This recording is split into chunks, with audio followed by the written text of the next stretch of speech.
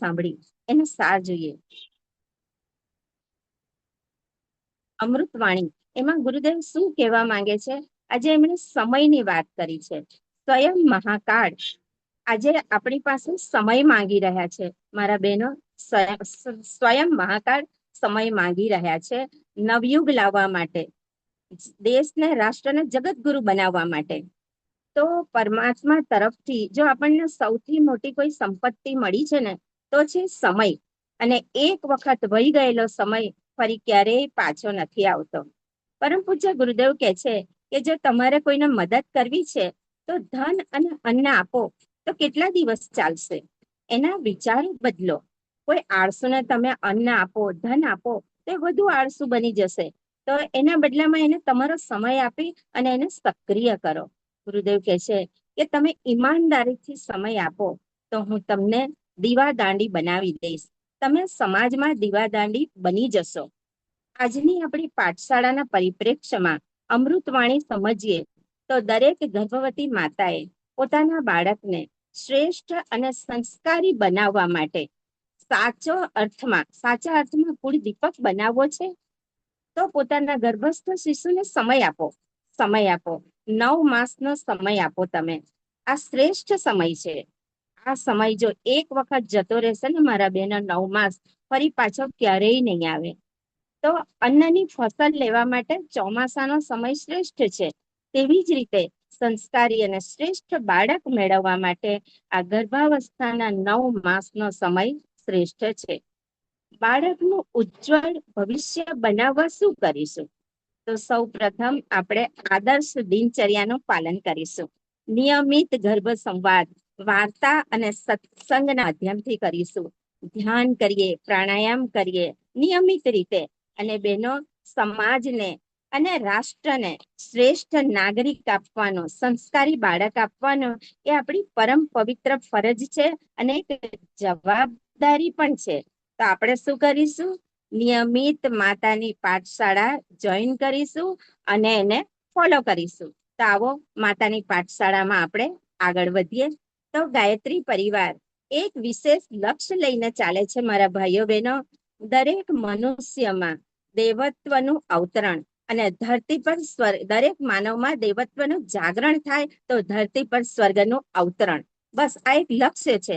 તો દરેક માનવમાં દેવત્વ કઈ રીતે જાગે? તો દેવત્વને જાગૃત કરવા માટે શાંતિકુંજ હરિદ્વાર દ્વારા દેશ વિદેશમાં એક આંદોલન ચાલી રહ્યું છે અને તે આંદોલન છે આવો ઘડીએ સંસ્કારવાન પેઢી.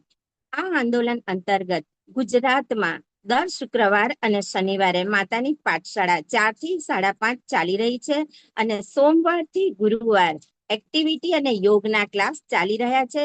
તો આપ દરેક બહેનો આ ક્લાસમાં એટેન્ડ કરવા આપ સૌને વિનંતી છે. હવે આજની 323મી માતાની પાઠશાળામાં ફરીથી આપ સૌનું સ્વાગત, અભિવાદન છે. આજની માતાની પાઠશાળા પ્રસ્તુત કરે છે સુરત ઉપઝોન. અને આજની પાઠશાળામાં આવી રહ્યા છે આપણા ઉર્વશીબેન ભગત. એમનો જો ટૂંકમાં પરિચય આપીએ તો સૌ પ્રથમ તો આપ નવસારીમાં સક્રિય કાર્યકર્તા છો અને મિશનનું ખૂબ સારું કાર્ય કરી રહ્યા છો તન, મન અને ધનથી. બીજી રીતે કહીએ તો અનુસ્નાતક કક્ષાએ આપશ્રીએ પ્રથમ મેડલ પ્રાપ્ત કર્યું હતું અને 2012 થી આપશ્રી નવસારીના ખડસુપા શાળામાં આચાર્ય તરીકે પોતાની ફરજ બજાવી રહ્યા છો. તો આપશ્રીનો આજનો વિષય છે દિવ્ય સંતાન પ્રાપ્ત કરવા માટે શું કરવું જોઈએ, કઈ રીતે દિવ્ય સંતાન પ્રાપ્ત થાય. તો દિવ્ય સંતાનની પ્રાપ્તિ માટેની પૂર્વ તૈયારી અને ગર્ભ સંસ્કાર આ વિષય લઈને આવી રહ્યા છે ઉર્વશીબેન ભગત. તો આવો ઉર્વશીબેન, આપનું સ્વાગત છે માતાની પાઠશાળામાં. સર્વને જય ગુરુદેવ. જય ગુરુદેવ. ઋષિ સત્તાના ચરણોમાં સાદર પ્રણામ. પુનઃ એક વખત આપણે ગાયત્રી મહામંત્ર સીધા ટટ્ટાર બેસીશું. બંને હાથ ગોદીમાં રાખીએ. જમણો હાથ ઉપર, ડાબો હાથ નીચે, આંખો બંધ. સ્વર્ણિમ સવિતા દેવતાનું ધ્યાન ધરીએ. સૂર્યનારાયણ ભગવાનના સોનેરી કિરણો આપણા કપાળની મધ્યમાં આવેલા આજ્ઞા ચક્ર પર પડીને આપણા આખા શરીરને તેજસ્વી, ઓજસ્વી, વર્ચસ્વી બનાવી રહ્યા છે. એવા ભાવ સાથે ગાયત્રી મહામંત્રનું સમૂહમાં એક સાથે એક સ્વરમાં ઉચ્ચારણ કરીએ. ઓમ વિલંબિત. ઓમ ભૂર્ભુવઃ સ્વઃ તત્સવિતુર્વરેણ્યં ભર્ગો દેવસ્ય ધીમહિ ધિયો યો નઃ પ્રચોદયાત. હવે આપણે કહીએ કે સામાન્ય રીતે જ્યારે આપણને મનુષ્ય જન્મ મળે છે ને, તેની સાથે જ શ્રમ કરવાયુક્ત શરીર અને વિચાર કરવાયુક્ત બુદ્ધિ પ્રાપ્ત થઈ જ ગયેલી હોય છે. આના જે સંમેલન થાય છે, આના સમાયોજનથી આપણને વિવિધ કળા કૌશલ્ય હસ્તગત થાય છે. અને આ કળા કૌશલ્ય હસ્તગત થવાને કારણે આપણને આપણામાં તમામ ક્ષમતાઓનો વિકાસ થાય છે. આ ક્ષમતાઓનો વિકાસ આપણે કરીએ અને જ્યારે એનો કદાચ જો દુરુપયોગ થાય, તે દુર્ગતિનું કારણ બને છે. પરંતુ કહેવાય છે ને, ગુરુજીએ કહ્યું છે, મનુષ્ય એ ભગવાનનો રાજકુમાર છે અને રાજકુમાર હોય તો એનો દુરુપયોગ તો ક્યારેય નહીં કરી શકે. એને શું કરવાનું છે? તે જે ક્ષમતાઓ છે એનો સદુપયોગ કરીને સદગતિ તરફ આગળ વધારવાનું છે. એ કઈ રીતે આગળ વધારી શકે? તેણે શું કરવાનું? તે ક્ષમતાઓ જે મેળવી છે એમાં સુસંસ્કારિતાની સ્થાપના કરવાની છે અને તેના દ્વારા એક વિવેક બુદ્ધિયુક્ત શ્રેષ્ઠ વિચારોની સ્થાપના કરીને એને સદગતિ તરફ આગળ વધારવાનું છે. અને આના માટે જ આપણા જે ઋષિમુનિઓ હતા ને, એણે પણ માનવમાં સુસંસ્કારિતાનો વિકાસ કરીને અણઘડમાંથી સુઘડ બનાવવા તરફની પ્રક્રિયા પર ભાર મૂક્યો છે. હવે આપણે જોઈએ તો આપણી ભારત ભૂમિને એક પવિત્ર ભૂમિ કહેવામાં આવે છે, તીર્થ ભૂમિ કહેવામાં આવે છે. શા માટે?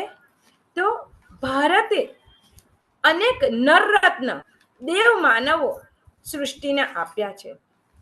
અને એટલા માટે જ દેવ માનવ ની વાત તો ક્યાં કરું, પરંતુ સ્વયં ભગવાનને પણ વારંવાર આ ભૂમિ પર, પાવન ભૂમિ પર જન્મ લેવાનું મન થાય એવી મારી ભારતનું ભૂમિ છે.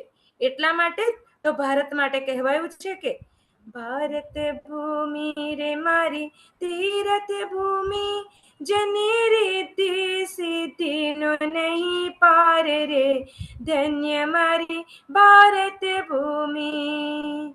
સાગર પખાડે મના ચરણો ને વહે, ગંગા યમુના જીની ધાર રે, ધન્ય મારી ભારત ભૂમિ, ધન્ય મારી ભારત ભૂમિ.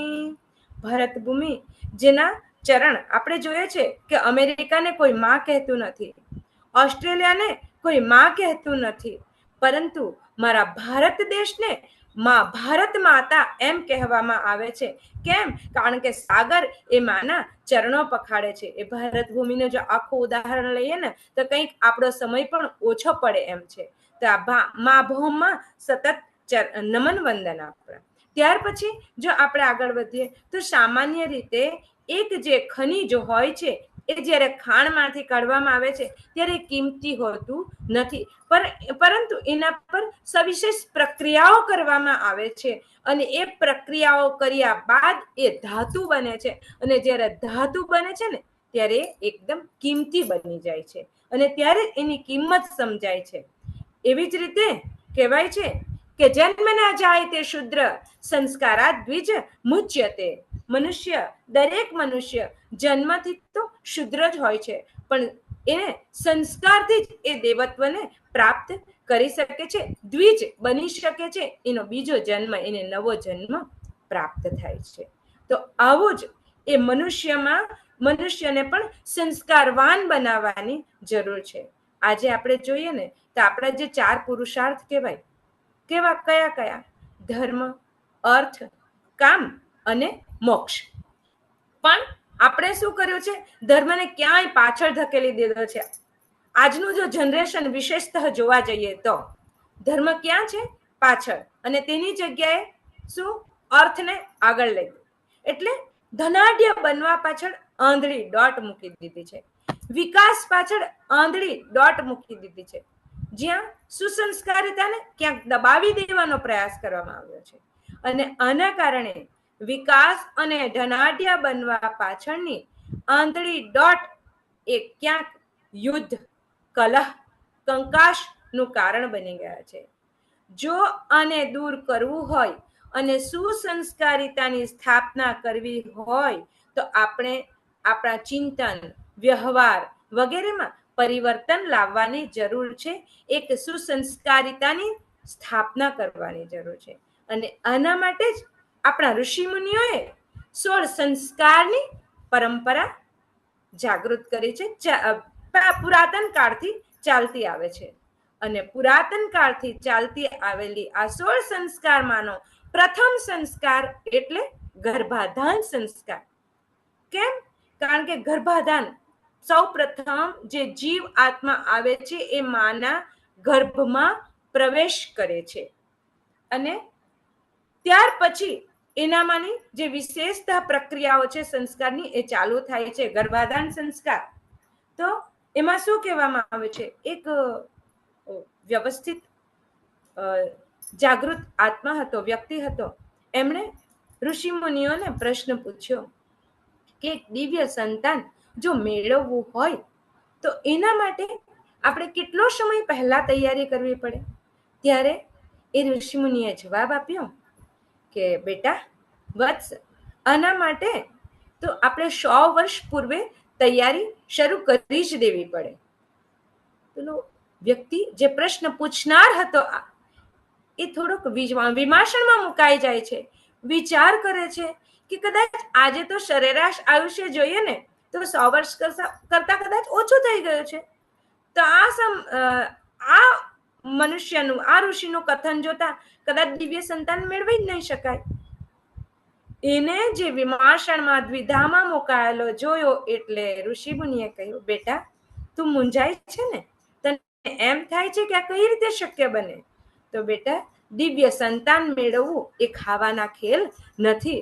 તારા પરદાદા, પરદાદી, દાદા, દાદી, માતા પિતા વગેરે જો તપશ્ચર્યા કરતા હોય, એક દિવ્ય સંતાન મેળવવા માટેનો પ્રયત્ન કરતા હોય, ત્યારે કોઈ તેની પેઢીમાં એક કોઈ દિવ્ય અંશ, દેવનો અંશ જન્મ લે છે. એટલે હકીકત જ છે કે પૂર્વજોએ સતત મહેનત કરેલી હોય અને આપણે પણ એમાં મહેનત કરીએ ત્યારે કંઈક એક દિવ્ય સંતાનની પ્રાપ્તિ થાય છે. અને પહેલાના જમાનામાં જ્યારે કોઈ એક પુરુષ જો સંતાન પ્રાપ્તિની ઈચ્છા રાખતો હોય તો ત્યારે એ સૌ પ્રથમ ઋષિ મુનિઓની પરમિશન લેવા જતો હતો. અને ઋષિ મુનિઓ પણ એનું સ્વસ્થ શરીર છે કે નહીં, એનું મન પ્રફુલ્લિત છે કે નહીં, એનો આહાર સંતુલિત અને આરોગ્યપદ છે કે નહીં, એનું મિજાજ ખુશમિજાજ છે કે નહીં, એ બધા પાસાઓને ચકાસીને એને સુસંતતિ માટેની પરમિશન આપતા હતા. અને આ રીતે ઋષિ મુનિઓની આજ્ઞા લઈને એ મનુષ્ય સારા સંતાન પ્રાપ્ત કરવાની અપેક્ષાથી પોતાની પત્ની પાસે જતો હતો. અને ત્યારે એક સુસંતતિની પ્રાપ્તિ થતી હતી. આજના જમાનામાં જોઈએ તો આ શક્ય છે ખરું? જ્યારે ગર્ભ ધારણ કરે છે ત્યારે માતાને ખબર હોય છે. આજે મોટે ભાગે બાળકો એક્સિડન્ટલી જન્મે છે. અને બીજું કે આજે તો સ્પર્મ બેંકની વાત આવી ગઈ છે કે ફ્રીજ સ્ટોર કરી રાખીશું. પહેલાના જમાનામાં ઋષિ મુનિઓએ તો આ વાતો તો વિચારેલી જ ન હતી. બરાબર છે? એટલે ગર્ભાધાન સંસ્કાર માટે આવી જે પાઠશાળાઓ ચાલી રહી છે, જે વર્ગો ચાલી રહ્યા છે, તેના માટે આપણે કંઈક ભાવિ પેઢી પાસેથી આશા રાખી શકીએ કે આ પણ કંઈકને અનુસરે અને એક દિવ્ય સંતાનની પ્રાપ્તિ આપણે કરી શકીએ. એના માટે આપણે કેટલીક પીપીટી જોઈશું અને તેના આધારે આપણે કંઈક પ્રયત્ન કરીશું કે એના દ્વારા આપણે શું કરવા માંગીએ છીએ, શું કરવા ઈચ્છીએ છીએ. બરાબર છે? તો આપણે સૌપ્રથમ પીપીટી દ્વારા અભ્યાસ કરીને એની સમજ કેળવીએ.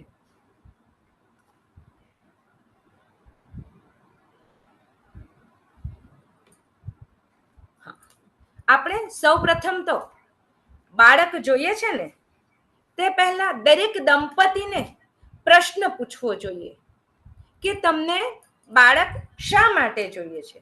બરાબર? તો આપણે સામાન્ય રીતે કહેવાય ને, મૂર્ખ હોય ને તે પણ કોઈ પ્રયોજન વગર પગલું ભરતો નથી. તો આપણે તો મૂર્ખ તો નથી જ ને. બરાબર? શ્રેષ્ઠ સંતાનની પ્રાપ્તિ એક સાધના છે. તો આપણે બાળક શા માટે જોઈએ છે એ આપણે જોઈએ તો આપણે આગળ વધીએ કે બાળક આપણને શા માટે જોઈએ છે. તો આપણે બીજી જોઈએ. હા, તો આપણે પેરેન્ટ્સ છીએ અને બાળકને આપણે શું સર્વિસ પ્રોવાઈડ કરવા માટે જોઈએ છે? શું આપણે એને બધી સુવિધાઓ પૂરી પાડશું એના માટે બાળક જોઈએ છે? આપણી સેવા કરવા માટે બાળક જોઈએ છે? જો સેવા કરવા માટે બાળકની તમે ઈચ્છા રાખતા હોય તો દરેક બાળકો પોતાના માતા પિતાની સેવા કરશે જ, એ 100% સાચું કહી શકાય નહીં. બરાબર? એટલે તમે ભવિષ્યમાં તમારી સેવા કરશે એના માટે ભાવિ પેઢીનું જો સંતાન ઉત્પન્ન કરવા માંગતા હોય તો ક્યાંક અહીં ચોકડી મારવામાં આવે છે, 0 કે નહીં થઈ શકે. તમે એના ફાઇનાન્સર છો, એને પૈસા પૂરા પાડીને, સંપત્તિ પૂરી પાડીને શું તમે એને આગળ વધારી શકશો એના માટે બાળક ઉત્પન્ન કરવા માંગો છો કે તમારી સંપત્તિ છે એનો એ વારસદાર બની શકે? તો ત્યાં પણ ક્યાંક આપણી આ આશા ઠગારી નીવડે છે. એના માટે બાળક ઉત્પન્ન કરવું જરૂરી નથી. ઓનર્સ, માલિકીપણાનો ભાવ તો ક્યાંક ભૂલી જ જવા જેવો છે. કારણ કે બાળકના તમે જો માલિક થશો ને તો ક્યારેય બાળક સ્વીકારશે નહીં. અને હવે તો કાયદાની ગૂંચ પણ એવી છે ને કે ક્યાંક ફોરેનનો તમે કદાચ દાખલો જુઓ તો કોઈ બાળકને માતા પિતા ગુસ્સામાં 2 તમાચા મારી દે અને બાળક જો પોલીસ સ્ટેશને ફોન કરી દે તો ક્યાંક માતા પિતાને પોલીસ સ્ટેશનના ચક્કર ખાવામાં જરાક પણ ક્યાંક અટવાઈ જશે એમાં. એટલે બાળક પર માલિકીપણાનો ભાવ પણ ના રાખવો જોઈએ. તો આ પણ નિરાશાજનક છે. તો શું કરવાનું છે? પેરેન્ટ્સ એ કોણ છે? માતા પિતાએ શું બનવાનું છે? માતા પિતાએ બાળકના માર્ગદર્શક બનવાનું છે કે દીકરા આ રસ્તો છે, આ રીતે અહીંથી જઈ શકાશે.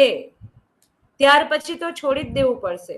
અને બીજું, બાળકે એના શું બનવાનું છે? માળી બનવાનું છે. બાળકના માતા પિતાએ માળી. એના માટે એક નાનકડી વાત તમને કહું કે માઓ એક ચીની કોમ્યુનિસ્ટ જેનું નામ આપે સાંભળ્યું જ હશે.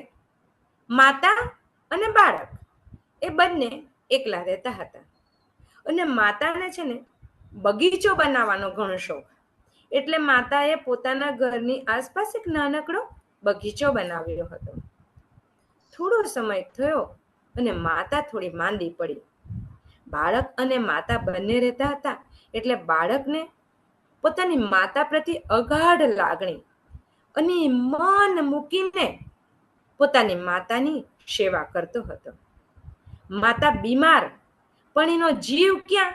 એને જતન કરેલું ને એવી જે ફૂલવાડી હતી, એનો બગીચો હતો, એમાં એનો જીવ હતો.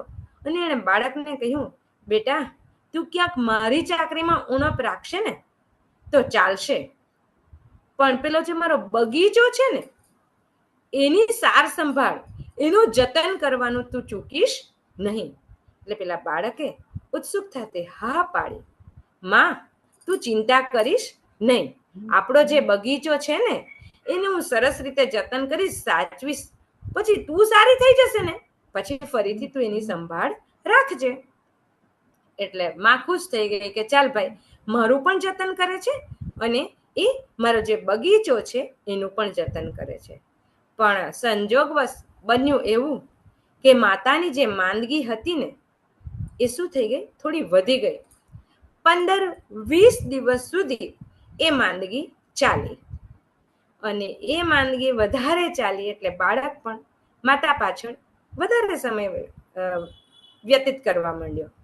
અને જ્યારે 21મા દિવસે માં સારી થઈને ઊભી થઈ અને બાળક જરાક બહાર ગયો, ત્યાં માતાને થયું આજે મારું બગીચો છે ને એને જરાક હું જોઈ આવું કે મારા બાળકે એની કેવી સંભાળ રાખી છે.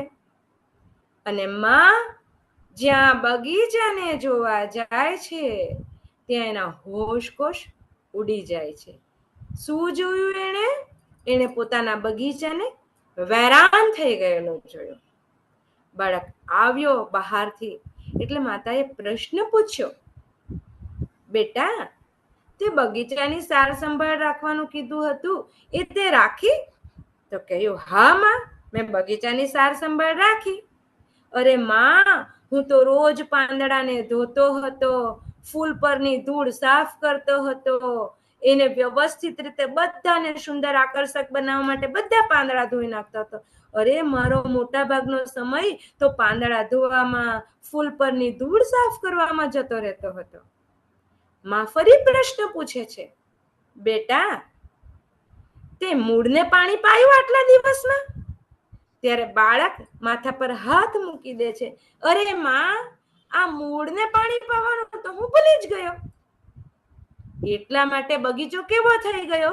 વેરાન થઈ ગયો. ક્યાંક આપણે પણ આપણા બાળકોને એટલે કે મૂળમાં જે પાણી પીવડાવવાનું છે એ તો ચૂકી નથી જતા ને. એટલે માતા પિતા બનવું એ શું છે? એક આધ્યાત્મિક જવાબદારી છે. બીજી સ્લાઇડ જોઈએ.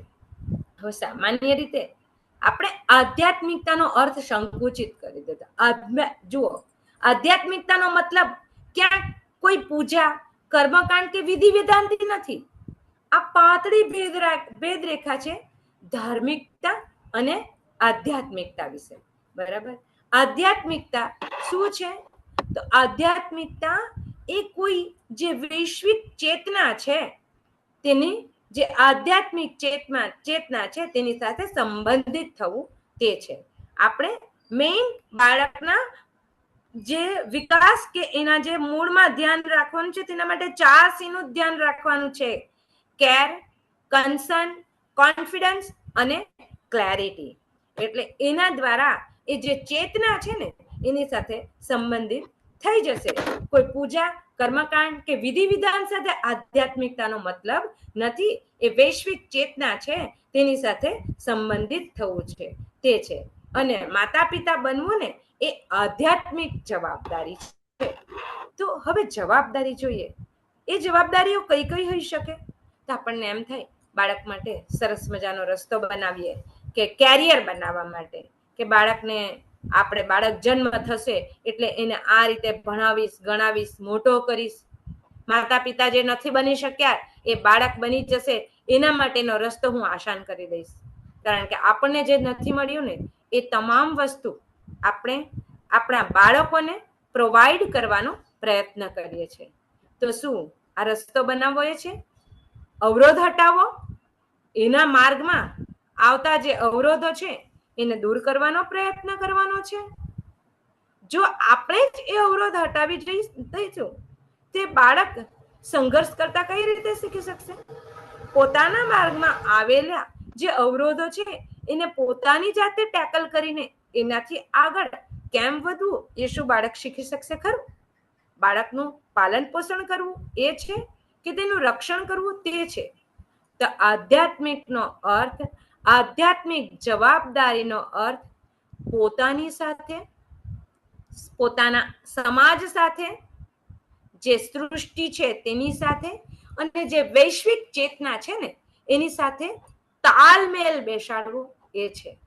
કારણ કે આજે જોજો તમે એન્જિનિયરો, ડોક્ટરો અને હાઈલી ક્વોલિફાઈડ પર્સન ઘણા બધા જોવા મળે છે.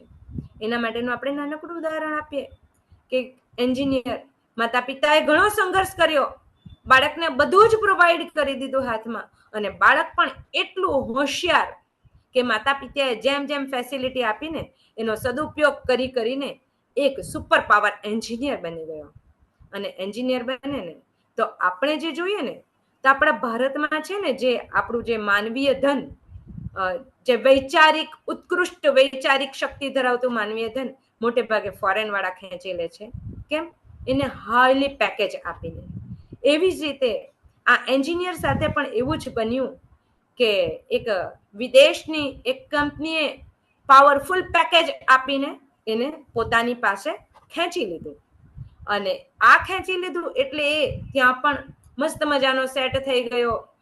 પેકેજ મોટું હતું, સુંદર કન્યા સાથે લગ્ન કરી દીધા, મોટું એક બંગલો જે કહેવાય એ ખરીદી લીધો, બાળક થયો અને સુંદર મજાનું જીવન વ્યતીત કરતો હતો.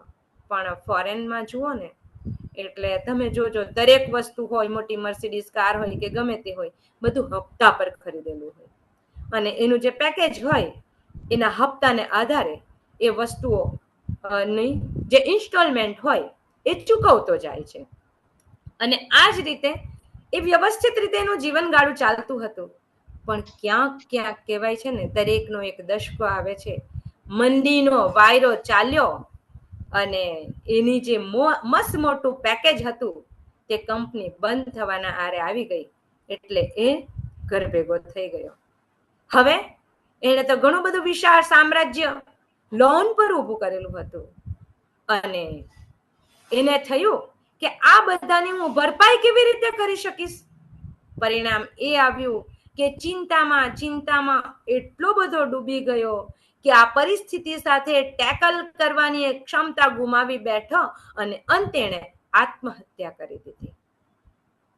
શાનો અભાવ? એનામાં જે પરિસ્થિતિ સાથે તાલમેલ બેસાડીને વ્યવહારિક સૂઝબૂઝ આપવાની હતી તે કદાચ આપી શકાય નહીં. શિક્ષણ મેળવ્યું પણ વિદ્યા મેળવી શકાય નહીં. એ ચેતના એ ગુમાવી બેઠો. તો આપણે આ આધ્યાત્મિક જવાબદારી પૂરી કરવાની છે કે જે બાળક આપણે ત્યાં આવશે તેને પોતાની સાથે, સમાજ સાથે, સૃષ્ટિ સાથે અને વૈશ્વિક ચેતના સાથે તાલમેલ બેસાડતા વધારીને પોતાના જિંદગીમાં આગળ ખુશહાલ જિંદગી કઈ રીતે જીવી શકે તે માટેની પણ એને પ્રેરણા અને શિક્ષણ, વિદ્યા આપી જ દેવાની છે. બીજું છે, આપણે જ્યારે જન્મ લઈએ છીએ એટલે આપણે 3 ઋણ અદા કરવાના જ થાય: સૃષ્ટિ ઋણ, ઋષિ ઋણ અને પિતૃ ઋણ. સૃષ્ટિ ઋણ તો સૃષ્ટિના રચયિતા કોણ? તો એ દેવ. કેમ? જે આપે છે ને, જે દે, તેને આપણે દેવ કહીએ. અને જે સૃષ્ટિમાં દેવ તરફથી જે સૃષ્ટિ મળેલી છે, એ સૃષ્ટિ બનાવેલી છે, એનું ઋણ કદાચ આપણે ચૂકવી શકવા શક્તિમાન છે જ નહીં, અસમર્થ જ છે. કારણ કે મોટા મોટા વૈજ્ઞાનિકો થઈ ગયા, પણ લોહીનું એક કણ બિંદુ કેવી રીતે બનાવવું ને આજ સુધી કોઈ શોધી શક્યા નથી. એ કુદરતની દેન છે. એટલે આપણે શું કરવાનું છે? તેનું જતન કરવાનું છે. પાણીનો બગાડ કરીશ નહીં, વિવેક બુદ્ધિપૂર્વક એનો ઉપયોગ કરીશ, પર્યાવરણનું જતન કરીશ, કુદરતની જે પ્રક્રિયાઓ છે તેમાં કોઈ પણ પ્રકારનો હસ્તક્ષેપ હું કરીશ નહીં. આ જો આપણે કરીશું ને તો પણ એ સુંદર મજાની સૃષ્ટિનું આપણે એ કુદરત પ્રત્યેની જે દેવ પ્રત્યેનું જે ઋણ છે તે અદા કરેલું કહેવાશે. બીજું ઋણ છે ઋષિ ઋણ. ઋષિ સામાન્ય રીતે આંખ બંધ કરીએ અને આપણા મુખમાં કે કાનમાં કોઈ શબ્દ સંભળાય ઋષિ એટલે આપણા મનમાં કલ્પના એ જ જન્મે કે મોટી મોટી દાઢીઓ હોય, માથે જટાધારી હોય, ભગવા વસ્ત્રો ધારણ કર્યા હોય, રુદ્રાક્ષની માળા ધારણ કરેલ હોય, એ ઋષિ હોય. તો શું આપણે એને જ ઋષિ ગણીશું? કે પછી વૈચારિક ક્રાંતિના જનક હોય કે જેને વૈચારિક રીતે આ સૃષ્ટિને ઘણું બધું પ્રદાન કર્યું છે, એને ઋષિ કહીશું? આપણે આ સંદર્ભમાં જોઈએ ને તો આપણા ગુરુદેવ વેદમૂર્તિ તપોનિષ્ઠ પંડિત શ્રી રામ શર્માજી આચાર્ય, કે જેમણે વિચાર ક્રાંતિના પ્રણેતા છે, જનક છે, થોટ રિવોલ્યુશન જેમણે ચાલુ કર્યું છે, તો ક્યાંય આ પહેરવેશમાં બંધ બેસતા આવતા નથી. એટલે પહેરવેશને ક્યાંય પ્રાધાન્ય ન આપવું. આપણા યુગ ઋષિનો ચહેરો જોયો તો ક્લીન શેવ્ડ, એમણે ક્યારેય રુદ્રાક્ષની માળા ધારણ કરેલી નથી, એમણે ક્યારેય જટાધારી કંઈક એ બાંધ્યું નથી, પરંતુ એમની જે વિચાર ક્રાંતિની આંધી છે ને, એમણે કરોડો ગાયત્રી પરિવારનો એક ફોલોવર્સ ઉભા કરી દીધા છે. આજે 18 કરોડનો ગાયત્રી પરિવાર ઉભો કરી દીધો છે. સાને લદે કીધું છે ને, દીપ હું જલતા રહूंगा, दीप હું જલતા રહूंगा, પ્રલય કી આંધિયો સે અંત તક લડતા રહूंगा. અને આ વૈચારિક પ્રલયની જે આંધી છે એને કારણે જ આજે highly qualified, highly educated person Gayatri પરિવારમાં જોડાયેલા છે. બરાબર. અને કહીએ તો યુગ ઋષિનું જે જીવન છે ને, એ કદાચ કોઈ આજે એના જેટલું જપ અને તપ કરી શક્યું નહીં. કેમ? કારણ કે જપ કેટલા કર્યા? 15 વર્ષની ઉંમરથી જ એમણે જપ કરવાનું શરૂ કર્યું અને રોજની 66 ગાયત્રી મહામંત્રની માળા. તપ કેવું? અસ્વાદ વ્રત, જવની રોટલી અને ગાયના દૂધની મોડી છાસ. આ જપ અને તપનો સમૂહ. બીજું, ઋષિ પરંપરાના તેઓ ઉદ્ધારક હતા અને પૃથ્વી પરના સ્વર્ગ સમા શાંતિકુંજનું નિર્માણ કરી દીધું. અને કહેવાય છે કે Shantikunj is a man making factory, કે જ્યાં માણસોનું નિર્માણ થાય છે. એક આદર્શ માનવનું જીવન કઈ રીતે જીવી શકાય એ 9 દિવસની સંજીવની સાધના સત્રમાં માના ગર્ભમાં જેમ 9 મહિના બાળક રહે અને બહાર આવે, તેમ 9 દિવસના સંજીવની સાધના સત્રમાં એનું જે એના પર જે સત્સંગ, સારા વિચારોના જે ઘા કરવામાં આવે છે, તેના દ્વારા એક નવો માનવ બનીને 10મા દિવસે 9મા દિવસે બહાર નીકળે છે. ત્યાર પછી જોઈએ તો એમણે પોતાના જીવનકાળ દરમિયાન 3200 કરતા પણ વધુ સાહિત્ય, પોતાના વજન કરતા પણ વધુ વજનનું સાહિત્ય લખી દીધું. અને તમામ તમે માનશો કે આજે ગાયત્રી પરિવારના ગાયત્રીને લીધે જ હશે. એ દરેક કંઈક એ નથી કે દરેક ટાઇટલ ગાયત્રીના આધારિત હશે. તમારા આપણા જીવનની પ્રત્યેક સમસ્યાનું સમાધાન જો આપણે ગમે તે એક બુક લઈએ અને ગમે તે પાનું ખોલીએ, કદાચ એ દિવસે આપણા મનમાં કોઈ દ્વિધા ચાલતી હોય તો આપણું 100% અનુભવ મારો એવો કહે છે કે એ પાનામાં એ સમસ્યાનું સમાધાન અવશ્ય હશે ને હશે. આજે જોઈએ તો આ ઋષિના વિચારોને લીધે જ આજે 70 જેટલા દેશોમાં ગાયત્રી પરિવાર પહોંચી શક્યો છે. 5000 કરતા પણ તેના વધુ કેન્દ્રો છે. આ ઋષિનું ઋણ ચૂકવવા માટે મારો ગાયત્રી પરિવારનો પ્રત્યેક પરિજન કમર કસીને ઉભો છે. આ છે સાચા અર્થમાં ઋષિ ઋણ, કે એમના વિચારોને જન જન સુધી પહોંચાડવા માટે આ પ્રયત્ન કરી રહ્યો છે. ત્રીજું ઋણ છે એ પિતૃ ઋણ. ચિત્રમાં તમે જોઈ શકો છો કે પિતૃ ઋણ આપણા વડીલોની સેવા કરવી, બીમાર હોય તો તેને સાચા અર્થમાં આપણે સેવા કરીને સહાનુભૂતિ પ્રદાન કરીશું ને, તે કદાચ વધુ ઝડપથી સાજા થઈ જશે. આપણે આ 3 ઋણ અદા કરવાના થાય છે. હવે પછી જોઈએ તો દરેક દંપતીએ કહ્યું, આપણે કહ્યું કે કેમ ઉત્પન્ન કરવું જોઈએ.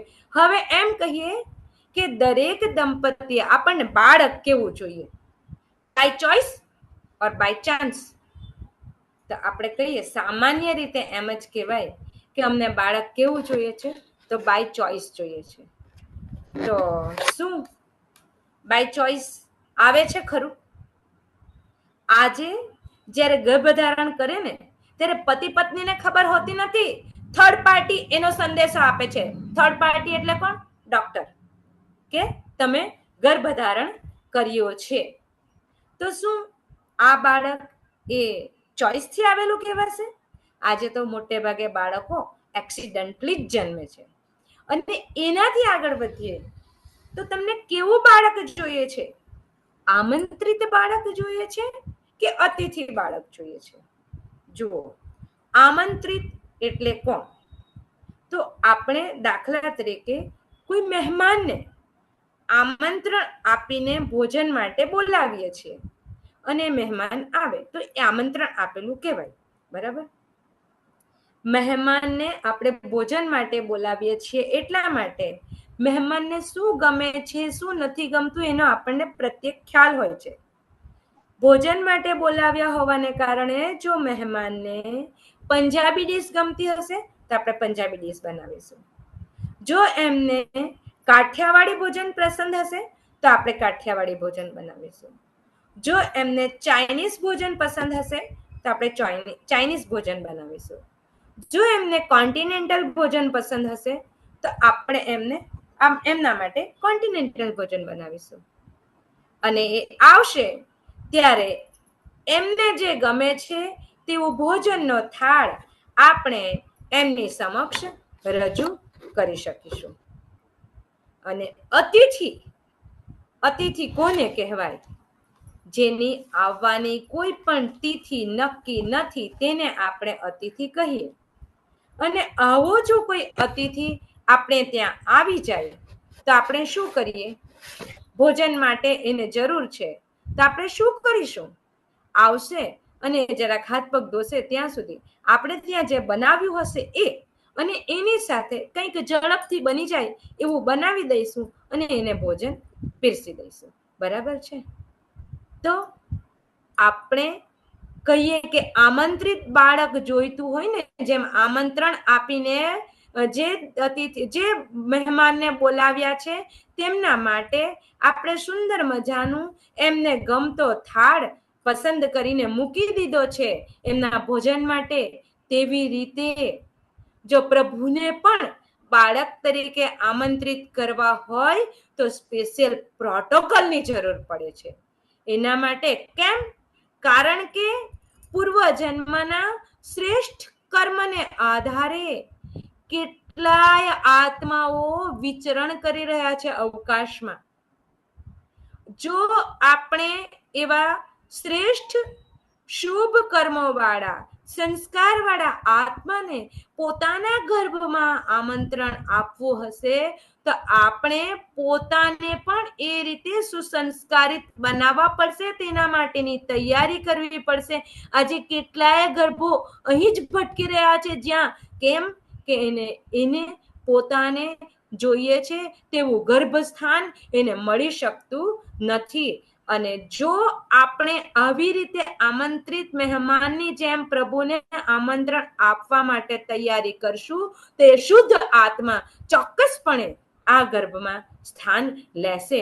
એટલા માટે જ કહેવાયું છે ને, જો તું કૌશલ્યા બને તો શ્રી રામને આવવું પડે. શ્યામ પણ આવી શકે છે જો તું દેવકી બને. સરસ્વતી ને લક્ષ્મી રૂપ તું હો, સરસ્વતી ને લક્ષ્મી રૂપ તું દુર્ગા સમાન. નારી તારી ગૌરવ ગાથા ગાય વેદ પુરાણ. નારી તું નારાયણી, નારી તું મહાન. નારી તારી ગૌરવ ગાથા ગાય વેદ પુરાણ. નારી તારી ગૌરવ ગાથા ગાય વેદ પુરાણ. હવે આપણે જોઈએ તો આમંત્રિત બાળક આપણે લાવવું છે તો એના માટેની કઈ તૈયારી કરવાની એ બીજી સ્લાઇડમાં જોઈએ. જુઓ, આમંત્રિત બાળક શું આપણને બહુ બધું બેંક બેલેન્સ વધારે દઈશું તો એ બાળક શુદ્ધાત્મા આવી જશે? ક્યારેય નહીં આવે. મોટો મજાનો બંગલો જોઈને બાળક આવશે તો એ પણ ના જ આવશે. એ ક્યારેય આવશે નહીં. પ્રોપર્ટી જોઈને આવશે તો એ ક્યારેય આવશે નહીં. મર્સિડીઝ કાર આપણે ઊભી કરી દઈશું તો એ બાળક આવી શકશે? એ ક્યારેય આવી શકશે નહીં. સુંદર મજાના રમકડા લાવીને આપણે ઊભું કરી દઈશું, તે આવશે? ક્યારેય આવશે નહીં. એનો સારી મજાની સ્કૂલમાં એડમિશન લઈ લઈશું, આ બધી તૈયારી કરવાની છે, તે બધાનો જવાબ ના જ આવશે. શું કરવાનું છે? એના માટે સ્વસ્થ શરીર. શું? કારણ કે sound mind in sound body. સ્વસ્થ શરીર, શરીરને કેળવવું પડશે. જો માતા પિતા રોગગ્રસિત હશે તો કેવું કુપોષિત બાળક જ જન્મ લેશે. સ્વચ્છ મન, સ્વસ્થ મન, સ્વચ્છ મન જોઈએ. કેમ? તો આપણે કહીએ ને, મન સ્વચ્છ હશે તો કેવું ટ્રાન્સપરન્ટ હશે, તો પ્રભુ એ મનમાં, એ ગર્ભમાં આવશે. એટલા માટે સુબહ શામ ઇસ મન મંદિર में झाड़ू रोज लगाए जा, ભગવાન કે ગુણ ગાએ જા. બીજું, સ્થિર બુદ્ધિ, સ્વસ્થ વ્યવહાર, એકબીજા પ્રત્યેનો વ્યવહાર પણ એનો કેવો હોવો જોઈએ? સ્વસ્થ હોવો જોઈએ. તો જ ભગવાન આમંત્રિત થઈ શકશે. હવે બીજી સ્લાઇડ જોઈએ. આપણી ઈચ્છા કેવી છે? ડિઝાઇનર બેબીની છે કે એ lost of face in the crowd? આ બે ચિત્ર મૂકીએ ને અને કોઈ માતા પિતાને જ્યારે બતાવીએ ને, ત્યારે ઉપલું જે ચિત્ર છે ને એવું જ બેબી પસંદ કરશે. Designer baby.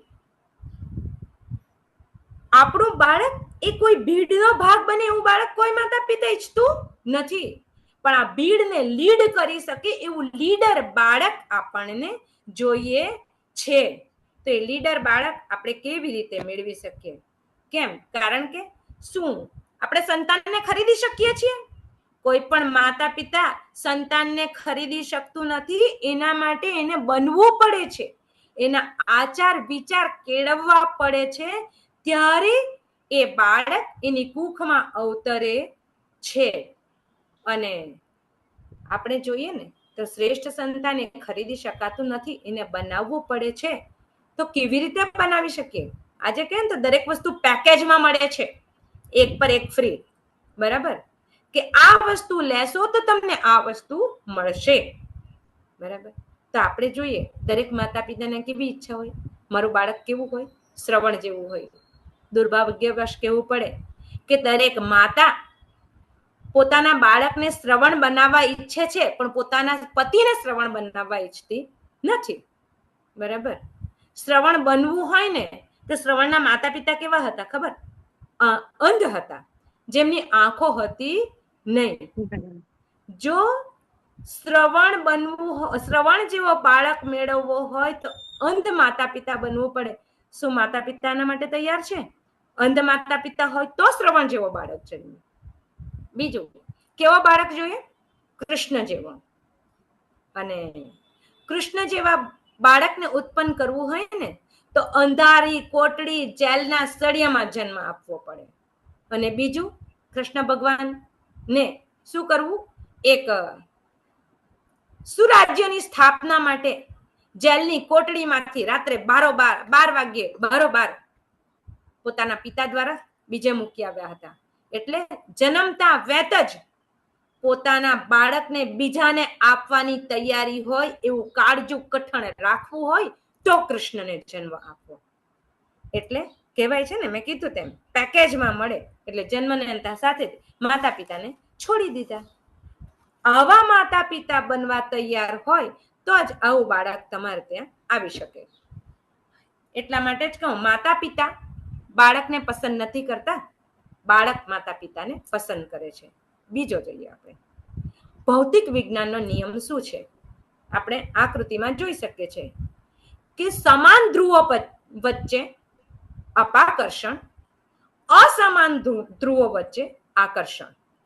અસમાન ધ્રુવો હોય તેના વચ્ચે ભૌતિક વિજ્ઞાનનો નિયમ એમ કે છે કે આકર્ષણ હોય. પરંતુ અધ્યાત્મ વિજ્ઞાનનો નિયમ શું કહે છે? કે સમાન પ્રત્યે આકર્ષણ. એમ નહીં કઈ, એમ જ કઈ દ્વારિકાધીશ 56 ભોગ રાણીઓ ખવડાવતી હોય અને ખુલ્લા પગે સુદામાને મળવા ના દોડે. એને શું જોયું? સુદામાના હૃદયની ટ્રાન્સપરન્સી જોઈ. ગરીબ ભક્ત સુદામા મારો મિત્ર છે, એ મારા દ્વારકા નગરીમાં પ્રવેશ કર્યો છે, એટલે જ ભક્ત વત્સલ ભગવાન 56 ભોગ ત્યજીને દોડીને જાય છે. એટલા માટે જ વંદનીય માતાજીનું જો ભજન જોઈએ ને આપણે, કોઠરી મન કી રખા સદા રખ સાફ બંદે, कोठरी मन की सदा रख साफ बंदे, कौन जाने कब स्वयं प्रभु आन बैठे, तुम बुलाते हो यदि उसे भावना से, तुम बुलाते हो यदि उससे भावना से, कौन जाने कब निमंत्रण मान बैठे. એટલે આપણે આપણા મનની કોઠરી ઓલવેઝ સ્વચ્છ રાખીએ, સાફ રાખીએ, તો એક ના એક દિન ભગવાન આપણી એ આસન પર બિરાજમાન કરવા માટે અવશ્ય આવશે. હવે આપણે જોઈએ તો શ્રેષ્ઠ આત્મા આપણને માતા પિતાના રૂપમાં પસંદ કરે, એના માટે આપણે શું કરવાની જરૂર છે? આપણી જે ચેતના છે એનું ઉર્ધ્વીકરણ કરવાની જરૂર છે. હકારાત્મક રીતે આગળ વધીને વૈશ્વિક ચેતના સાથે ઉર્ધ્વીકરણ કરીને જોડી દઈશું તો અવશ્ય આપણે ત્યાં આપણા ગર્ભમાં એક શ્રેષ્ઠ સંતાન જન્મ લેશે. અને કહેવાય છે ને કે અહીં જુઓ ચિત્રમાં, શરૂઆતમાં જે નીચલું સ્તર છે, બોટમ લેવલનું સ્તર છે, ત્યાં 2 છે. આપણે એને માનીએ કે ભાવિ માતા પિતા છે. પણ જ્યારે ઉચ્ચ શિખર પર ધીમે ધીમે જાય છે ને, ત્યારે એક જ જણ છે. આપણે જોઈએ તો સામાન્ય રીતે આવા જે સેમિનારો હોય, આજે આપણી માતાની જ પાઠશાળા છે, એમાં જો જોઈએ કે ક્યાંક સત્સંગ ચાલતો હોય, ત્યાં મારી બહેનોની હાજરી વધારે હોય. સેમિનાર હોય અને કદાચ ગર્ભવતી માતા ના હોય, ભાવિ માતા હોય, તે કદાચ સેમિનારમાં ભાગ લેવા આવે તો પતિ એને મૂકી જશે ખરો, અને પછી શું કહેશે, હું જરા મારું કામ છે ને પતાવી આવું, મારા મિત્રને ત્યાં જઈ આવું. અને કેટલાક પતિ તો એવા હોય છે કે સેમિનારની અંદર જે રૂમમાં હોય ત્યાં માતા હોય અને પતિ બહાર રાહ જોતો હોય. તો શું તમે માત્ર ડ્રાઈવર છો? ફક્ત પત્નીની જ જવાબદારી છે શ્રેષ્ઠ સંતાન ઉત્પન્ન કરવાની? માતા પિતા બંને જેટલું આનું ચુસ્તપણે પાલન કરશે, એટલો ઉચ્ચ સ્તરનો આત્મા એ સ્ત્રીના ગર્ભમાં આવશે. હવે બીજું કહીએ તો એ સંસ્કાર પર આધારિત છે કે એ સંસ્કાર કયા પ્રકારના? તો આપણે જોઈએ તો સંસ્કાર એ 3 પ્રકારના હોય છે. પૂર્વજન્મ આધારિત. પૂર્વજન્મ આધારિત એટલે સોલિડ સંસ્કાર, એવા સંસ્કાર કે લાખ જેવા, ગમે તેટલું લાખ જેની સાથે લાગે ને તેને સાથે લઈને નીકળે, બાકી એનો સાથ છોડે નહીં. બરાબર? તો આપણે જોઈએ કે એક નાનકડું અત્યારે ડિજિટલ યુગ સંદર્ભે આપને ઉદાહરણ મોબાઈલનું જ આપું કે આપણે આપણો મોબાઈલ છે એ લીધો, કેટલા વર્ષ કદાચ આયુષ્ય આજનું જે આપણે જોઈએ ને જે ઉપયોગ, એના આધારે 5-7 વર્ષમાં તો એ મોબાઈલનું કામ તમામ થઈ જાય. 5 વર્ષ પછી એ મોબાઈલ વધુ ચાલી શકે નહીં. અને એ મોબાઈલ ન ચાલે, ક્યાં તો એની સ્ક્રીન બગડી જાય, ક્યાં તો એ તૂટી જાય, કે ક્યાંક એ હેંગ વધારે પડતા વાયરસ ઘૂસી ગયેલા હોય, તો આપણે નવો મોબાઈલ ખરીદીએ છીએ. બરાબર? નવો મોબાઈલ આવીએ એટલે બ્લેન્ક હોય, પણ આપણા બધા ડેટા તો ક્યાં છે? પેલા જૂના મોબાઈલમાં છે. નવા મોબાઈલમાં બધી જે લિસ્ટ છે, એની હિસ્ટ્રી છે, એ બધું જો નાખવું હોય તો આપણે શું કરીએ છીએ? જૂના મોબાઈલને ક્યાં તો વેચી દઈએ છીએ, ક્યાં તો ફેંકી દઈએ છીએ, ક્યાં તો એમાં ડેડ સ્થિતિમાં પોતાના ઘરે રાખી મૂકીએ છીએ. પણ હા, એનું જે મેમરી કાર્ડ છે ને, એમાંથી કાઢી લઈએ છીએ, અને એ મેમરી કાર્ડ કાઢીને શેમાં નાખી દઈએ છીએ? આપણે જે નવો મોબાઈલ લીધો છે એમાં એ મેમરી કાર્ડ નાખી દઈએ છીએ. એટલે નવા મોબાઈલમાં પેલા જે જૂના મોબાઈલની જેટલી પણ ડેટા હતો એ ક્યાં ટ્રાન્સફર થઈ જાય છે? નવા મોબાઈલમાં. બસ આવું જ કંઈક આપણા શરીર માટે પણ છે. આપણું શરીર એક મોબાઈલ છે, પણ અંદર બેઠેલો આત્મા છે ને, એ મેમરી કાર્ડ છે. આપણું શરીર જીર્ણ શીર્ણ થઈ જશે અને ઉપરવાળાનો બોલાવો આવશે ત્યારે આપણું પણ રામ નામ સત્ય થઈ જવાનું છે. પરંતુ આત્મા એ અમર છે. એ સીધો જ ક્યાં ટ્રાન્સફર થશે? તો આપણે જ્યાં પણ નવું શરીર ધારણ કરીશું ત્યાં એ આત્મા એ શરીરમાં પ્રવેશી જશે અને આ જન્મના જે સંસ્કારો છે તે સંસ્કારો એ લઈને એ પોતાનું કામ એ શરીરમાં પણ ચાલુ કરી દેશે. એટલા માટે જ સુસંસ્કારિતાને જાગૃત કરવાની જરૂર છે. આત્મામાં જેટલા સુસંસ્કારો વધારે રેડીશું તેટલા જ આપણને એમાં એ આગલા જન્મમાં કામ લાગશે. બીજું છે વંશાનુગત. વંશાનુગત એટલે કેવા સંસ્કારો? તો જે ડીએનએ આધારિત હોય છે, 80% ડીએનએ આધારિત હોય છે. એટલે વંશાનુગત સંસ્કારો એ આપણા વારસામાં ઉતરી આવેલા હોય તે સંસ્કારો છે. અને ત્રીજું પરિવેશ જનિત સંસ્કારો એટલે પર્યાવરણ આધારિત સંસ્કારો. એના માટે જોઈએ તે સુંદર મજાનો બંગલો હોય, એની અંદર એક પોપટ પાડવામાં આવેલો હોય અને ઘરના બધા સભ્યો કદાચ જય શ્રી કૃષ્ણ કરતા હોય તો પોપટ પણ મસ્ત મજાનો જય શ્રી કૃષ્ણ કરે. અને ઘરના માલિકે, બંગલાના માલિકે એ પાંજરું ડ્રોઈંગ રૂમમાં જ રાખ્યું હોય. જેટલા આવે એટલાને પોપટ જય શ્રી કૃષ્ણ કરતો હોય. અને એક દિવસ એવું થયું, પોપટના બધા વખાણ કરે અને સંસ્કાર કેટલા સરસ છે, બધાને એ જય શ્રી કૃષ્ણ બોલે છે. પરંતુ એક દિવસ એવું થયું, માલિકથી પાંજરાનું બારણું ખુલ્લું રહી ગયું. પોપટને પણ બહાર નીકળવાનું મન થયું. પોપટ જરાક રસોડાની ટાઇલ્સ પાસે જઈને બેઠો અને રસોડામાં એક બિલાડી હતી. બિલાડીએ પોપટને જોયો એટલે તરત જ એનો શિકાર કરવા માટે પંજો મૂક્યો. બિલાડીની ચુંગાલમાંથી નીકળવા માટે પોપટ ટે ટે કરવા માંડ્યો. આ સમયે એનાથી જય શ્રી કૃષ્ણ બોલાયું નહીં. કેમ? કારણ કે જય શ્રી કૃષ્ણ એ એના સંસ્કાર નહોતા, એનું શિક્ષણ હતું. એના સંસ્કાર ટે ટે વાળા જ હતા. તો આ પર્યાવરણ જનિત સંસ્કારો એને કઈ રીતે બદલાવી શકાય? તો જોઈએ કે પૂર્વજન્મના શ્રેષ્ઠ સંસ્કારો વાળી આત્માને નિમંત્રિત કરવા માટે આપણે ચિત્ત શુદ્ધ કરવાની જરૂર છે. સારા સાહિત્યને વાંચવાની જરૂર છે.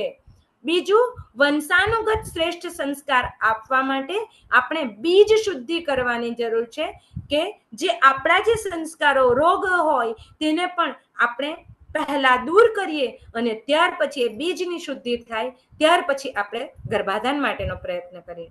પરિવેશ જનિત સંસ્કાર કરવા માટે વ્યવહાર શુદ્ધિ જરૂરી છે, કારણ કે આચાર એ પ્રચારનું શ્રેષ્ઠ સાધન છે.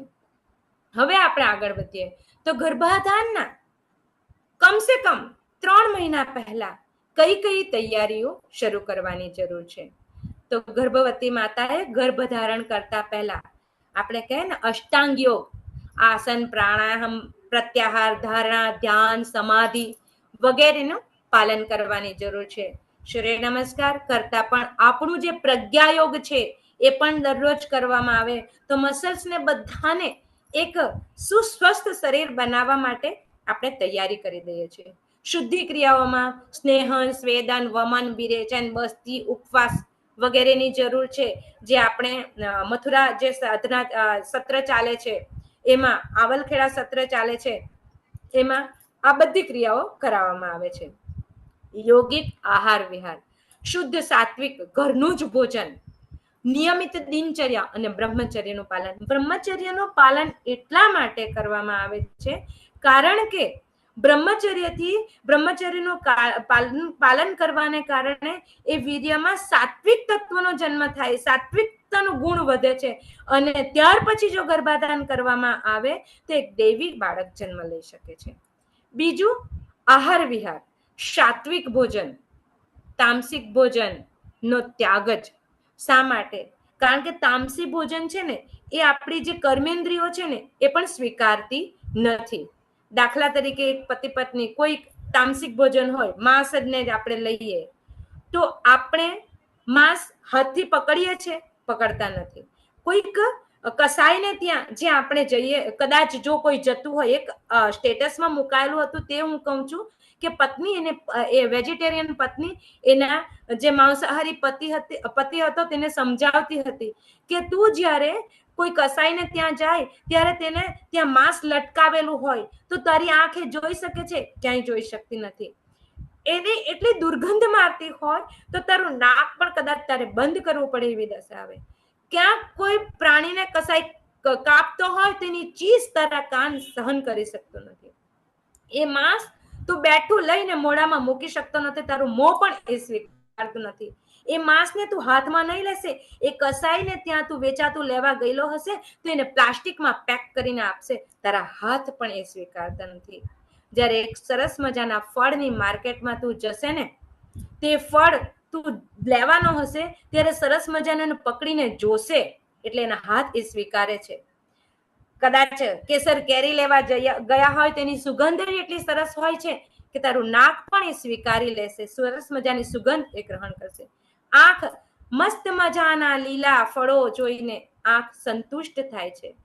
અને કદાચ કાચા ફળ ખાવા હોય તો તારું મોં એ કાચા ફળ પણ ખાઈ લેશે. એટલે આપણી જે કર્મેન્દ્રિયો છે ને એ પણ સાત્વિક ભોજનનો જ આગ્રહ રાખે છે. અને બીજું, પતિ પાછો પ્રતિપ્રશ્ન કરે છે કે વનસ્પતિમાં તો જીવ છે, ત્યારે પત્ની એનું તાત્વિક ઉદાહરણ આપે છે કે જો એક પ્રાણીને કાપી નાખશે ને તેનું માથું એ ફરીથી તું બેસાડી શકવાનો નથી, પરંતુ જે ઝાડ પરથી આપણે ફળ તોડ્યા છે એ ઝાડ ફરીથી એ ફ્રૂટને ફળ એ ઝાડ પર આવી જશે. એટલે આમાં આપણે કોઈ પણ હત્યા કરી છે એવું આવતું નથી. બીજું, સકારાત્મક જીવન દ્રષ્ટિ વધારવા વાળું અને સંવેદના જગાડે. કેવી સંવેદના? એક સારી સંવેદના જગાડે એવા સાહિત્યનું વાંચન કરવું. સત પ્રવૃત્તિ, સારી પ્રવૃત્તિમાં પોતાના જીવનની વધારાની જે કલાકો છે એમાં ગાળવા. સત્સંગ કરવો, સારા પુસ્તકોનું વાંચન કરીને એનો સંગ કરવો. કહેવાય છે ને, એક ઘડી આધી મેં પુની આદ, તુલસી સંગત સાધકી હરે કોટી અપરાધ. અને સારા સંગીત કરવું, સંગીત સાંભળવું જોઈએ. અને હું તો માનું છું, જોજો આમાં ડીજે તો ક્યારેય નહીં, કારણ કે ડીજે ક્યારેક વધારે ગર્ભપાતની પણ સંભાવનામાં ઉદ્ભવી શકે છે. એટલે ભારતીય શાસ્ત્રીય સંગીત સાંભળવું, નૃત્ય કરવું. ખાસ તો નાદ યોગ જો સાંભળશો ને તો ક્યાંક એની શિશુ પર એટલી સુંદર અસર થશે, એની કેવી અસર થશે એ કલ્પના પણ આપણે કરી શકતા નથી, એટલી સુંદર અસર થશે. અને કઈ કઈ ચીજોથી દૂર રહેવું જોઈએ? તો માતાએ તણાવથી દૂર રહેવું જોઈએ. બજારું, વાસી, પ્રોસેસ કરેલી ખાદ્ય પદાર્થોથી દૂર રહેવું જોઈએ. અધિક તેલવાળા તળેલા પદાર્થોથી, એમ કહેવાય કે 35 ગ્રામ તેલ જ આપણે દરરોજ ખાવું જોઈએ, તેનાથી વધારે નહીં. પણ આપણે એનો શક્ય એટલો વધારે પાલન કરવું જોઈએ. ઉપરથી મીઠું નહીં, વધારે મીઠું નહીં. અનિયમિત દિનચર્યા, કહેવાય છે ને, રાતે વહેલા જે સુઈ વહેલા ઉઠે વીર, બળબુદ્ધિ બહુ ધન વધે, સુખમાં રહે શરીર. અને એનું સાયન્ટિફિક રીઝન 10 થી 5 આપણી ત્વચા બનવાનું ને એ બધી ઘણી બધી વાતો છે. કદાચ મારો સમય પણ ઓછો જ પડવાનો છે એટલે હું ઝડપથી વાતને અહીં પૂર્ણ કરું છું કે ક્રોધ, ઈર્ષ્યા, દ્વેષ, નિંદા, આળસ, પ્રમાદ થી દૂર રહેવું જોઈએ. સોશિયલ મીડિયા અને ગેઝેટનો ઉપયોગ જોઈએ તો આજે કેટલીક વખત આપણે એમ કહીએ છીએ, આ નાનકડું બાળક છે, 1.5-2 વર્ષનું છે, પણ એ મોબાઈલ તો એટલું સરસ ચલાવે છે ને, એને કોણ શીખવા? કોઈએ શીખવ્યું નથી, તો એ મોબાઈલ સરસ ચલાવે છે. પણ જો એના ભૂતકાળમાં જોઈએ ને તો ગર્ભાવસ્થા દરમિયાન માતાએ જ એટલો બધો મોબાઈલનો ઉપયોગ કર્યો છે કે બાળકને કંઈ શીખવવાની જ જરૂર નથી પડતી, કારણ કે ગર્ભમાંથી જ શીખીને આવે છે. બીજું, કૃત્રિમ અને વધારે પડતા ચુસ્ત કપડા, ટાઈટ જીન્સ. આજે ફક્ત હું માતાને જ નથી કહેતી, માતાની જનન શક્તિને આ ટાઈટ જીન્સથી તો અસર થાય જ છે, પણ પુરુષો પણ કહીએ ને તો આજે 3/4 ભાગનો જ પુરુષ રહ્યો છે. કેમ? કારણ કે એના પહેલા જે પમ્પ્સ હતા એ 160 મિલિયન પર ml હતા, જે આજે ફક્ત 52 મિલિયન્સ જ થઈ ગયા છે. કેમ? કારણ કે એ પુરુષ ટાઈટ જીન્સ પહેરતો થઈ ગયો છે. એનું કારણ એ છે. બીજું કારણ એ છે કે લોંગ ડ્રાઈવ એ 2 વ્હીલર પર કરે છે, તો તેને કારણે પણ એના શુક્રાણુઓ પર એની અસર થાય છે. આજે કોઈક એની મારે નિંદા તો ન કરવી જોઈએ, પણ એ લોકો એને એટલા અનુસરે છે કે ખુલ્લા પાયજામા પહેરે છે. તો આપણે પુરુષો પણ જે દિવ્ય બાળક ઈચ્છતા હોય તેઓ અને અન્ય પુરુષો પણ ટાઈટ જીન્સ, માતાઓ ટાઈટ જીન્સનો ત્યાગ કરે તો અવશ્ય એની સકારાત્મક અસર બાળક પર પડશે. પ્લાસ્ટિકનો અને નોનસ્ટિક અને એલ્યુમિનિયમનો ઉપયોગ ક્યારે કરવામાં આવેલો ખબર? જ્યારે જેલમાં, અંગ્રેજોના સમયમાં જેલમાં કેદીઓને જમાડવા માટે. જેલમાં કેદીઓ તરીકે કોણ જતા? સ્વતંત્ર સંગ્રામ સેનાનીઓ જતા હતા. એ લોકોને બીમાર પાડવા માટે, રોગી બનાવવા માટે એલ્યુમિનિયમનો ઉપયોગ કરવામાં આવતો હતો. આ એલ્યુમિનિયમ અને નોનસ્ટિકના વાસણો જે આપણે વાપરીએ છીએ ને, એ કેટલાય રોગોને આમંત્રણ આપે છે. માઇક્રોવેવ ઓવન એ કદાચ કેન્સરનું પણ કારણ બની શકે છે. જાપાન કે કોઈ દેશમાં તો એ માઇક્રોવેવ દેશમાંથી કાઢી મૂકવામાં આવ્યું છે કે માઇક્રોવેવનો ઉપયોગ કોઈએ પણ કરવો નહીં. હવે જોઈએ તો સામાન્ય રીતે અત્યારે જોઈએ ને, લિવ ઇન રિલેશનશિપ, કે લગ્ન કરવા નથી, તો શું લગ્ન કર્યા વિના સાથે રહી શકાય ખરું? નહીં. તો લગ્ન કર્યા વિના સાથે રહી શકાતું નથી, તેમ ગર્ભાધાન સંસ્કાર વિના આપણે ગર્ભ પણ ધારણ કરી શકાતો નથી. લગ્ન સંસ્કાર એક યુવક યુવતીને પતિ પત્ની બનાવે છે, તો તે જ રીતે એક ગર્ભાધાન સંસ્કાર એ પતિ પત્નીને માતા પિતા બનાવે છે. બરાબર છે? ગર્ભાધાન સંસ્કાર, ગર્ભાવસ્થામાં પુંસવન સંસ્કાર, અને હવે જોઈએ તો રક્ષાકર્મ સીમંતોનયન સંસ્કાર. બરાબર છે? હવે જોઈએ તો માતા અને ગર્ભસ્થ શિશુનું શિશુ અનુસંધાન, ચિત્ત અનુસંધાન કઈ રીતે? તો આપણે જોઈએ જ છીએ કે માતા આપણે જે સંગીત સાંભળતી હોય પોતાના ગર્ભાવસ્થા દરમિયાન, કે માતા ગાયત્રી મહામંત્રનો પાઠ કરતી હોય, તો સ્વાભાવિક રીતે સૌ પ્રથમથી તો જેણે ગાયત્રી મહામંત્રનો પાઠ કર્યો હોય ને, તો જેમ જેમ સમય વધતો જશે તેમ તેમ એ ગાયત્રી મંત્ર બોલે ત્યારે જ ગર્ભમાંના બાળકનું પરિભ્રમણ અને સામાન્ય સમયમાં પરિભ્રમણ કેવું થાય એ તેની માતાને જ અનુભવ થતો જ હશે. તો માતા ભોજન વખતે ગાયત્રી મહામંત્ર બોલીને ભોજન કરતી હશે, અને જો કોઈ સંગીત કે નાદયોગ સાંભળતી હશે, તો બાળકનો જન્મ થશે ને ત્યારે એ બાળક ક્યારેક રડતું હશે કે ભોજન ન કરતું હશે, ત્યારે એને જો ગાયત્રી મહામંત્ર બોલવામાં આવશે અને પછી ભોજન કરવામાં આવશે ને, તે બાળક ઝડપથી ભોજન કરી લેશે. એ જે સંગીત સાંભળતી હશે ગર્ભાવસ્થા દરમિયાન, ત્યાર પછી બાળકને જો જન્મ થઈ ગયા બાદ બાળક બહુ રડતું હશે, બાળકને કંઈ સારું ફીલ ન થતું હોય, ત્યારે સંગીત સંભળાવવામાં આવશે, તે બાળક સતત પ્રસન્નતા અનુભવશે એમ આપણને ખ્યાલ આવે છે. ત્યારબાદ જો માતા ગર્ભાવસ્થા દરમિયાન ભગવદ્ ગીતાનો, શ્રીમદ ભગવદ્ ગીતાનો પાઠ કરતી હશે, તો બાળક નાની ઉંમરમાં જ શું કરશે? ધર્મ ક્ષેત્રે કુરુક્ષેત્રે સમવેતા યુત્સવ મામકા પાંડવાશ્ચૈવ કિમ કુર્વંતુ સંજય. પોતાની કાલી ગેલી ભાષામાં એ અવશ્ય એ પોતાનું પ્રતિનિધિત્વ રજૂ કરતું થઈ જ જશે.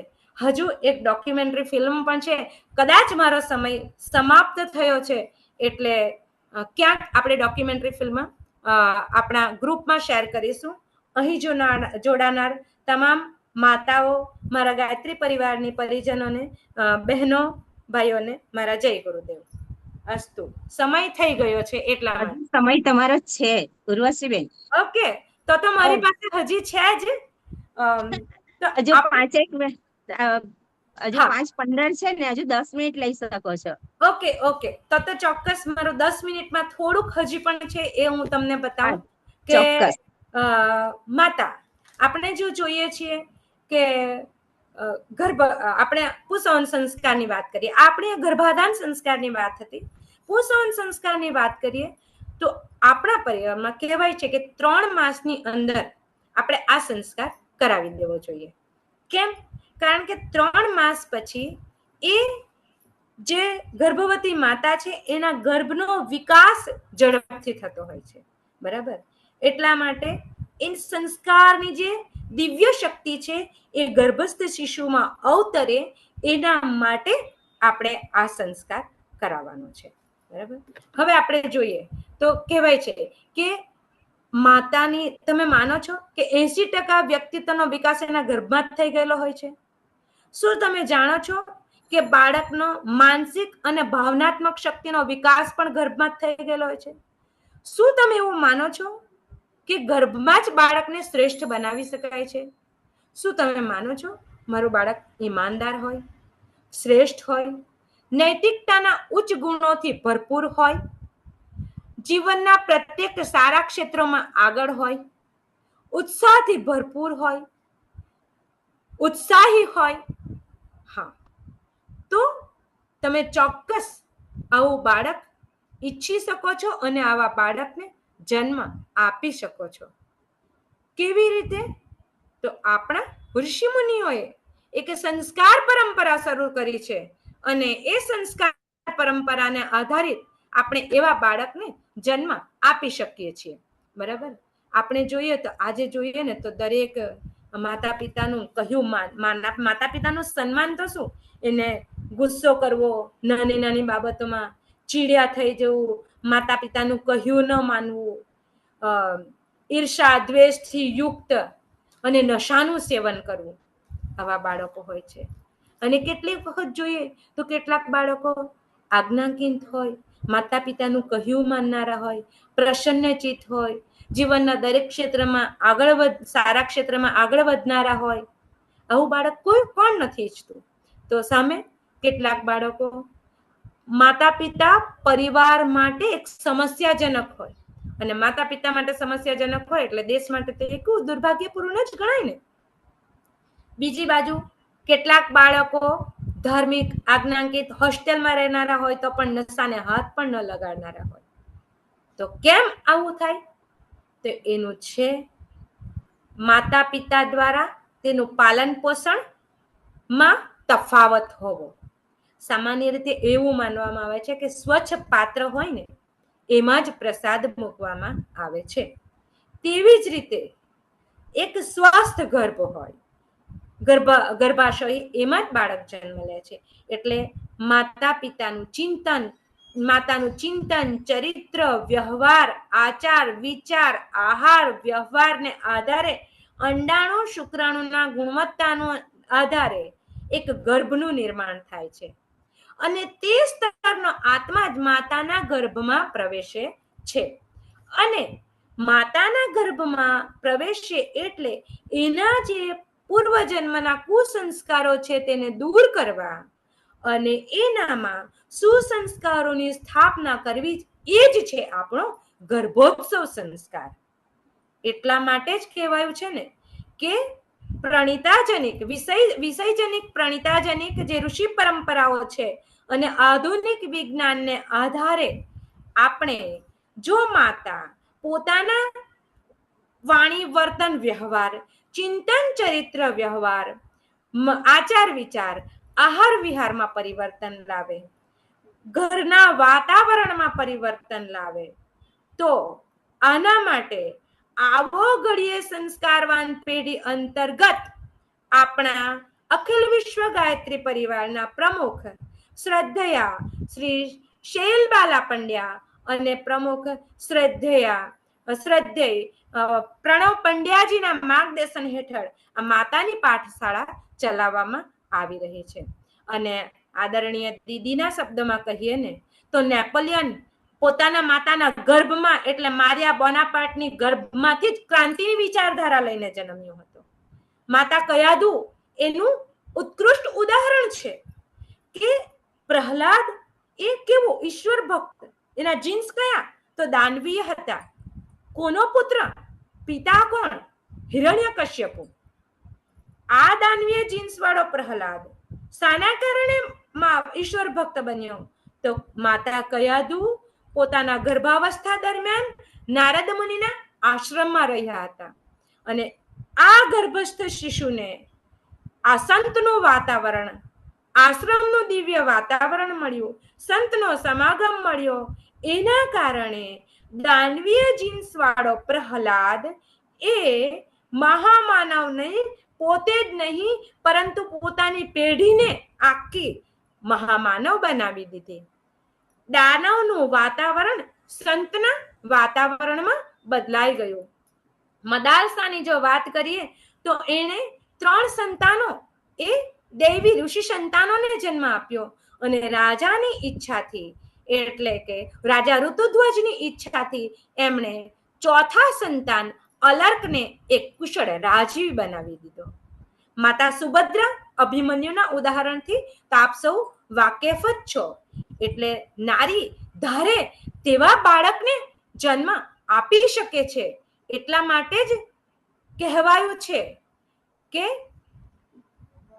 શું કહે, જન્મ રામને દેવા બનો કોઈ એક કૌશલ્યા, ગીતાનો સાર સાંભળવા બનો કોઈ દેવકી મૈયા.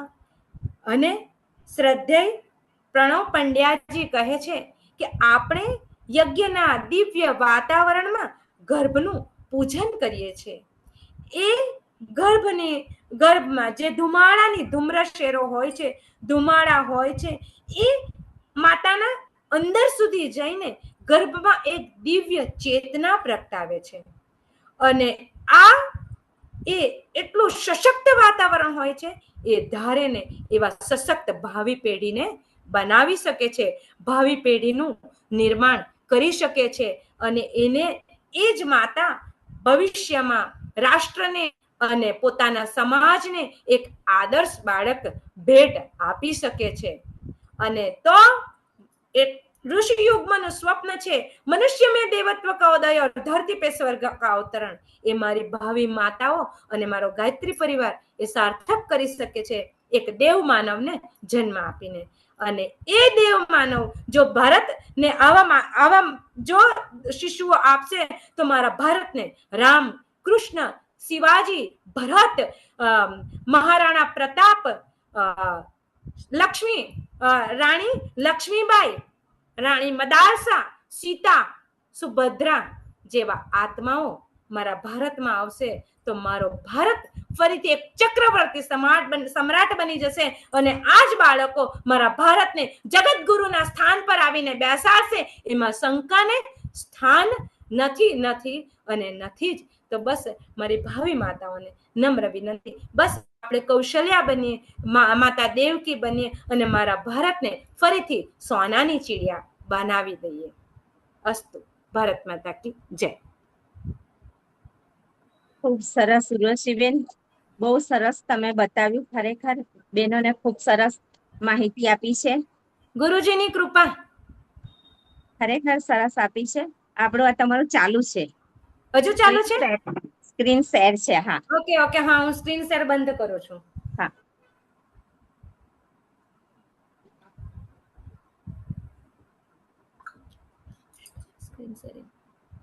બહુ સરસ. હા, સ્ક્રીન આપણી હજુ ચાલુ છે. હા, અહીંયા કરું છું, સ્ટોપ કરું છું બેન.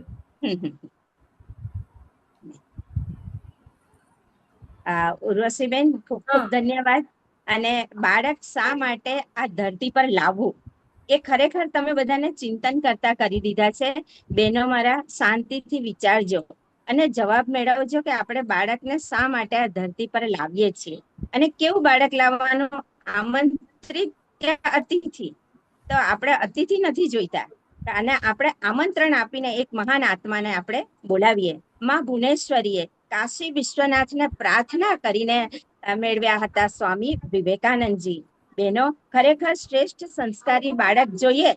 શ્રેષ્ઠ સંસ્કારી, એક મિનિટ, આ ચાલે છે, એક મિનિટ. હા બહેનો, મહારાજ ચાલ રહા હૈ. હા, ખરેખર શ્રેષ્ઠ અને સંસ્કારી બાળક જોઈએ તો એની જવાબદારી ફક્ત માતાની જ નથી, પિતા અને પરિવારની પણ એટલી જ જવાબદારી છે. વીર અભિમન્યુ ગર્ભમાં હતો ત્યારે માતા સુભદ્રાને કોણ શીખવાડતું હતું? ચક્રવ્યૂહ. પતિ અર્જુન એ ચક્રવ્યૂહનું જ્ઞાન આપતા હતા. તો મારા બહેનો, આજે ભાવિ માતા પિતા એની શું કરે છે? આજે ભાવિ માતા પિતા, ગુરુદેવ કે છે કે ઊંઘે છે અર્થાત એમને જ્ઞાન નથી. તો એ જ્ઞાન આપવા માટે, ભાવિ માતા પિતાને જાગૃત કરવા માટે આજે આ પાઠશાળાઓ ચાલી રહી છે. અને શાકાહારી અને માંસાહારીનો પણ બહુ સરસ રીતે તમે ભેદભાવ સમજાવ્યો છે. કપડાં કેવા પહેરવા જોઈએ? ટાઈટ જીન્સ પહેરવાથી ખરેખર નાની ઉંમરથી જ્યારે આ યુવાન ભાઈઓ બહેનો, દીકરા દીકરીઓ ટાઈટ જીન્સ પહેરે છે, તેનું શું પરિણામ આવે છે એ તમે સરસ રીતે બતાવ્યું. અને આગળ જોઈએ તો ભારતને જો જગતગુરુ બનાવવો છે તો કઈ રીતે બને? તો એના માટે આપણે નારીઓએ જાગૃત થવું જોઈએ. એક માતા ધારે તો મહાન બાળકને આ ધરતી પર લાવી શકે છે. તો માતાનું જ આટલો બધો મહત્વ છે, તો પિતાનું પણ એટલું જ છે. પિતા અને પરિવાર બધાનો. આપણી પાસે એક માતાની પાઠશાળા હતી કે માતાની સાથે સાથે પિતા અને પરિવારની કેટલી જવાબદારી છે એની ઉપર ડોક્ટર રાજેશભાઈ શાહે, જેઓ ગર્ભ સંસ્કારમાં જેમણે PhD કર્યું છે, એમણે ખૂબ સરસ એપિસોડ લીધો હતો, પતિ અને પરિવારની શું જવાબદારી છે. તો ભારતને ફરીથી જો જગતગુરુ બનાવવું છે તો કોણ બનાવશે? કોણ બનાવી શકે?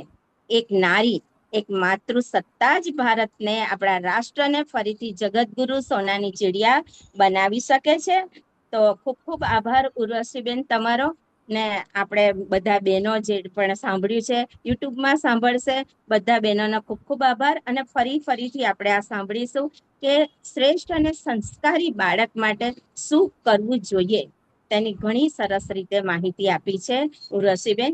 હવે આપણે સૌ શાંતિ પાઠ કરીએ અને પરમાત્માને પ્રાર્થના કરીએ કે જે પણ કંઈ સાંભળ્યું છે, માતાની પાઠશાળા આપણે એટેન્ડ કરીએ અને જે સાંભળીએ એને ફોલો કરવાનો પ્રયાસ જરૂરથી કરીશું અને એમાં આપણે સફળ થઈએ તે ભાવ સાથે આપણે શાંતિ પ્રાપ્ત કરીએ. ઓમ દ્યોઃ શાંતિરંતરિક્ષગ્વં શાંતિ શાંતિર્વિશ્વવિ શાંતિ શાંતિ શાંતિરોષધયઃ શાંતિ શાંતિ વનસ્પતયઃ શાંતિ શાંતિ દેવાः શાંતિર્બ્રહ્મ શાંતિः શાંતિ સર્વં શાંતિः શાંતિ શાંતિરેવ શાંતિः શાંતિ સામા ક્ષમા શાંતિ ભવન્તુ ઓમ શાંતિ શાંતિ શાંતિ સર્વારિષ્ટ શાંતિર ભવતુ. આપ સૌને જય ગુરુદેવ, જય શ્રી કૃષ્ણ. અને નિયમિત માતાની પાઠશાળામાં આપણે હાજરી આપીએ એ ભાવ સાથે જય ગુરુદેવ. જય ગુરુદેવ.